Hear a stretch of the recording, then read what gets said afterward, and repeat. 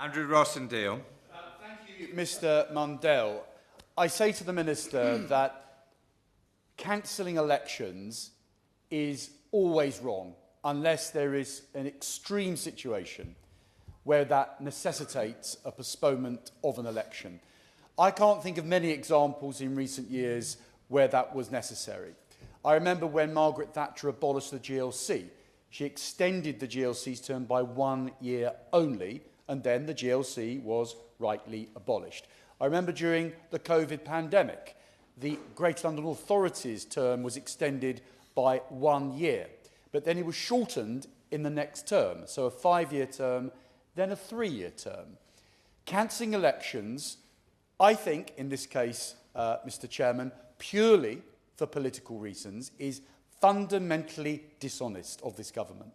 And it is only, I have to say, because of the actions of my honourable friend and member for Clacton, who took a judicial review that forced the government to do another U-turn on this issue, allowing the rights of the people of this country to vote for their chosen local councillors in the forthcoming elections on the 7th of May. But I'd like to make a further point, because democracy isn't only about how you vote in local elections and who you choose as your local councillors. It's also about the structure of local government. My borough is the London Borough of Havering, as the Minister knows only too well, because I've spoken about it on many occasions. And I was rather disappointed that my honourable friend, the member for Rayleigh and Wickford, didn't acknowledge that the London Borough of Havering actually is also an Essex borough. But the problem is, Mr Mundell, is that the people of my borough have never been given the chance to choose whether we want to be under the Mayor of London and the Greater London Authority, or whether we would prefer to be a unitary authority or under this new Greater Essex. We simply don't get given the chance to decide. We aren't asked. Our opinion doesn't matter. So we are forced into an artificial Greater London structure which doesn't suit the interests of my borough. It means that we are paying vast sums of money in to effectively subsidise inner London. It means that things like ULEZ are imposed upon us. It means that planning is taken out of our control. So we are Londonised, becoming a concrete jungle. All these things has no democratic mandate from the people of Havering. So in postponing elections, it's really just as bad denying local people the right to choose what kind of structure they would like to be in. And I can tell you, and my honourable member friend for Clacton was in Romford outside the town hall only last week, and the popularity in my borough for a local referendum to decide to be unitary authority outside of Greater London is extremely high in my borough. But I say to the Minister, if we believe in democracy, we really do need to be given the chance to make those decisions. And so, the key point here, Mr Chairman, is that we are only debating this issue, and I commend the honourable member for Caithness, Sutherland and Easter Ross for bringing the petition to the House, because, frankly, it's a disgrace that we have to do this. It's a disgrace that so many people had to sign a petition purely to demand their right to vote in a democratic election on the 7th of May. And in my borough, we were voting anyway. There was no postponement in our election. We're looking forward to quite a big change in our borough in Havering, and I think there will be a big change because people are tired of being governed by City Hall. They're being tired by being governed by a town hall that isn't really representative of the local community. And I think there will be a change, and I firmly believe it will be the first Reform UK Council in the Greater London area. And I would like to make one final point to the honourable member for Woking, and I agreed with everything he said, actually.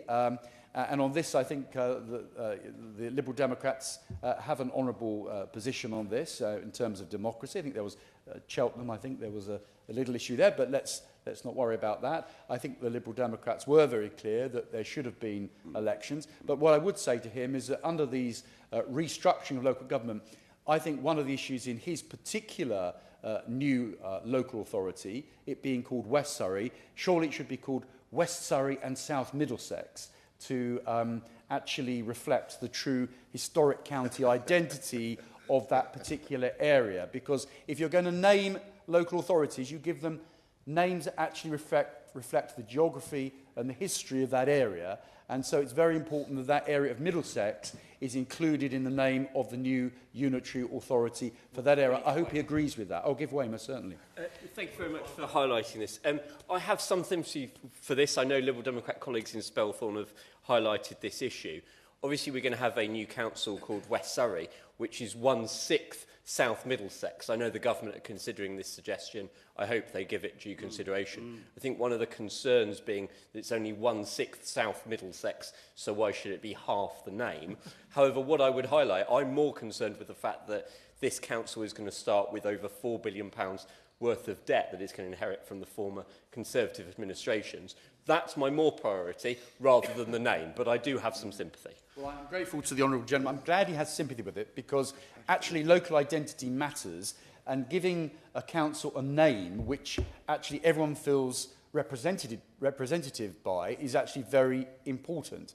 And so I hope that will become a reality. And I know the Middlesex Heritage Society is very strong in campaigning for this, and even I get requests to raise this, even though I'm not a Middlesex MP.